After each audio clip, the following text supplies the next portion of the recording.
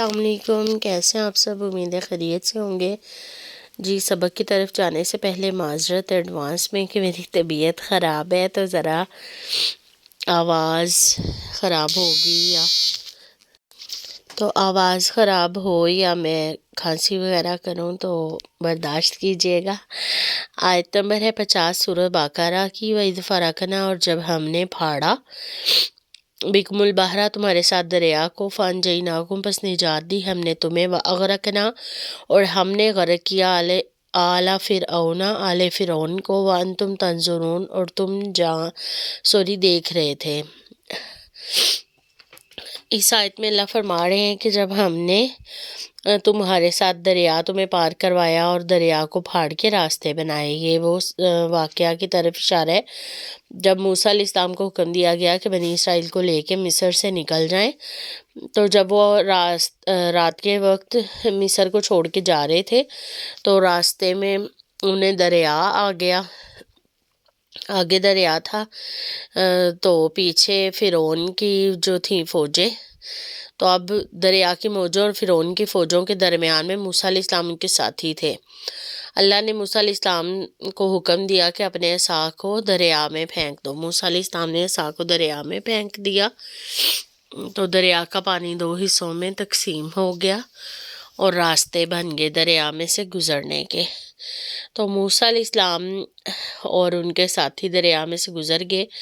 ادھر موسیٰ علیہ السلام ان کے ساتھیوں کا آخری آدمی دریا میں سے باہر نکلا۔ ادھر سے فرعون نے اپنے ساتھیوں سے کہا کہ جب یہ گزرے ہیں ہم بھی گزر جاتے ہیں۔ ان کا آخری آدمی اندر آیا، یعنی پوری قوم اور فرعون اور موسیٰ علیہ السلام کی قوم اور موسیٰ علیہ السلام باہر نکل گئے۔ تو اللہ نے حکم دیا کہ دریا میں ہاتھ ڈالو اور اپنا عصا، اپنی سٹک واپس پکڑ لو۔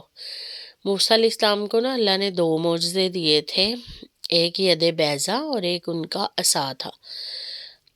عصا ان کی سٹک تھی جس کو وہ ہاتھ میں پکڑ کے رکھتے تھے اور اس سے بکریاں وغیرہ وہ چروا دیتے تھے نا، تو وہ پتے وغیرہ جھاڑنے کے لیے استعمال کرتے تھے، جیسے چرواہے کے ہاتھ میں ہوتی ہے نا ہر ٹائم اس کی سٹک، اسی طرح موسیٰ علیہ السلام کے پاس بھی ہوتی تھی۔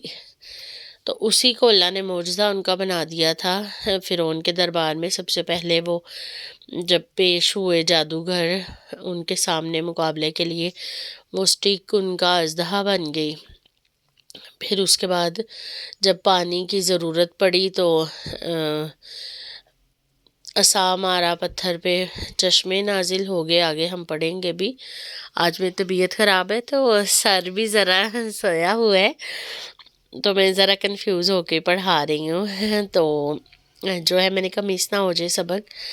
اچھا جی، وہ پھر ایک دفعہ اب یہاں پہ معجزہ اس کا عصا کا دکھا رہے ہیں کہ وہ انہوں نے پانی میں ڈالا تو راستے بن گئے۔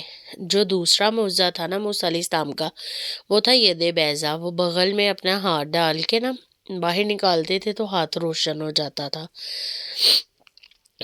ید کہتے ہیں عربی میں ہاتھ کو، اور بیضا روشن، تو روشن ہاتھ کا بھی معجزہ تھا موسیٰ علیہ السلام کا۔ تو یہاں پہ اللہ بتا رہے ہیں کہ ہم ہی تھے جس نے تمہیں نجات دے دی اور آل فرعون کو غرق کر دیا، اور تم دیکھ رہے تھے، وہ کنارے پہ کھڑے دیکھ رہے تھے نا انہیں ڈوبتے ہوئے۔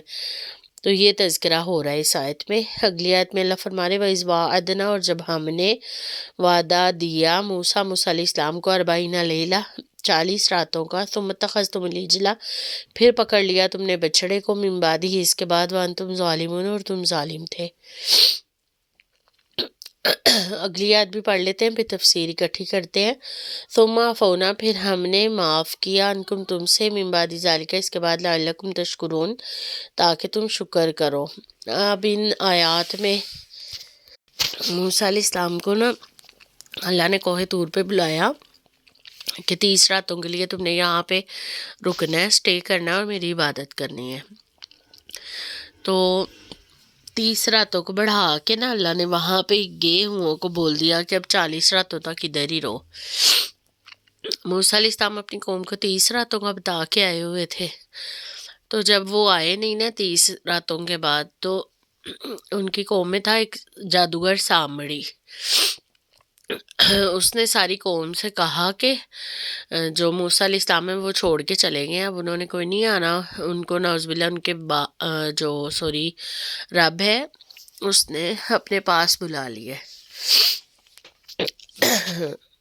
تو انہیں جو ہے انہوں نے قوم نے کہا کہ موسیٰ علیہ السلام نے اب آنا نہیں ہے، تو ایسے کرتے ہیں مجھے اپنے زیورات دو، میں وہ کچھ جانتا ہوں جو تم نہیں جانتے، میں نے وہ کچھ دیکھا جو تم نے نہیں دیکھا۔ تو سامری جادوگر تھا نا، جو اس نے ان کے قوم کے زیورات پکڑے، ان کو ملا کے ایک بچھڑے کی شکل کا جو ہے بت بنایا، گائے کا جو بچہ ہوتا ہے نا وہ، اور اس نے اس طرح اس کو بنایا کہ سوراخ اس میں رکھے کہ جب وہ ہوا گزرتی تھی نا تو بچھڑے کی آواز آتی تھی، لگتا تھا کہ زندہ ہے، یہ بول رہا ہے۔ تو اس نے لوگوں سے کہا کہ یہ دیکھو، یہ نعوذ باللہ تمہارا معبود ہے، اس کی شکل میں واپس آ گیا تمہارا رب تمہارے پاس، تو اس کی پوجا کرو۔ تو اللہ تعالیٰ کے نبی موسیٰ علیہ السلام ان کے پاس تھے، تو پیچھے سے قوم نے بت پرستی اس طرح شروع کر دی، بچھڑے کی پوجا کی اور شرک کرنا شروع کر دیا۔ تو اللہ فرما رہے ہیں تم ظالم تھے، قرآن پاک میں ظالم مشرک کو کہا گیا ہے۔ تو اگلی آیت میں اللہ فرما رہے ہیں کہ پھر ہم نے وہ تمہیں معاف کر دیا، تمہارا جو ظلم شرک تھا وہ معاف کر دیا تاکہ تم شکر گزاری کرو۔ اب کیسے معاف کیا تھا یہ اب کل پڑھیں گے انشاءاللہ، میری طبیعت بھی ساتھ نہیں دے رہی اور لمبا بھی ہو رہا ہے لیکچر، صدق اللہ العظیم۔